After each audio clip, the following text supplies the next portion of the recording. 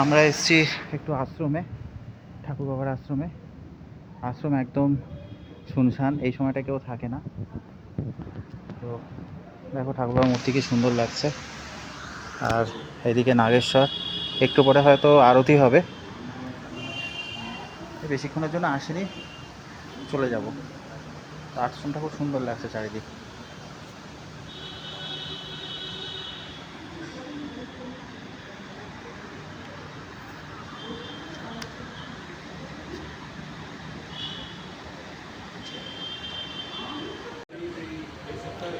গিয়েছিলাম কোন্নগরে একজন আত্মীয়ের বাড়িতে। বাড়ি থেকে যখন বেরিয়েছিলাম তখনই অল্প স্বল্প বৃষ্টি হচ্ছিল। তারপরে কোন্নগরে গিয়ে দেখলাম যে মোটামুটি ভালোই বৃষ্টি হয়েছে, কিন্তু বৃষ্টির পরেই গিয়ে আমরা পৌঁছেছি। তো কোন্নগর থেকে, মানে কোন্নগরের আত্মীয়ের বাড়ি থেকে আমরা সোজা আশ্রমে চলে এলাম। যে কাকিমা এখানে সব কিছু দেখাশোনা মোটামুটি করেন, উনি তো কিছুতেই ছাড়বেন না। তো উনি আমাদেরকে ওই ভোগ প্রসাদ দিয়েছেন ঠাকুর বাবার, যেটা আমরা সবসময় এলে পাই। তো সেই ভোগটা খেয়ে মোটামুটি একটু আরতি দেখে আমরা আজকে বাড়ি যাব। এই হচ্ছে আমাদের ভোগ প্রসাদ। আজকে বাপিও এসছে আমার সাথে। এটা হচ্ছে ঠাকুর বাবার ব্যবহৃত গাড়ি, এর আগেও তোমাদেরকে ভিডিওতে দেখিয়েছি। তো এখন ঝিরঝির করে বৃষ্টি পড়ছে, আশ্রম একদম ফাঁকা। আমরা ভোগ খেলাম। আশ্রমটা সত্যি খুব সুন্দর লাগছে, আমাদের সমাধি মন্দির ভীষণ সুন্দর লাগছে দেখতে।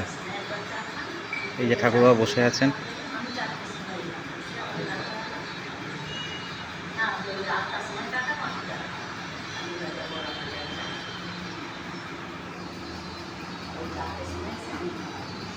এই কাকিমা আমাদেরকে ভোগ প্রসাদ দিলেন, চা দিলেন।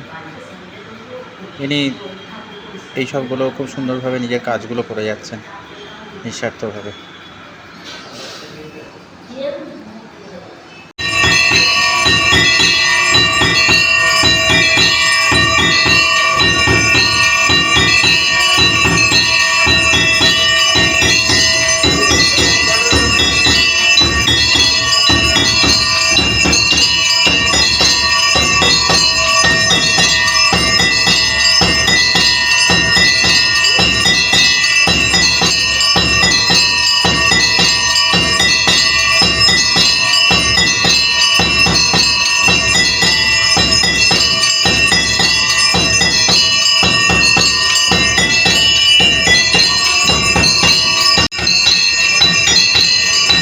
এইভাবে সেদিনকে আমরা আরতির পর আর 10-15 মিনিট মতো ছিলাম আশ্রমে। এর সাথে একটু কথাবার্তা বলে তারপর সোজা বাড়ি চলে যাই। তো আজ এই পর্যন্ত, আর বেশি লম্বা করলাম না ব্লগটা। তোমরা কেমন আছো অবশ্যই পেজটাকে ফলো করো।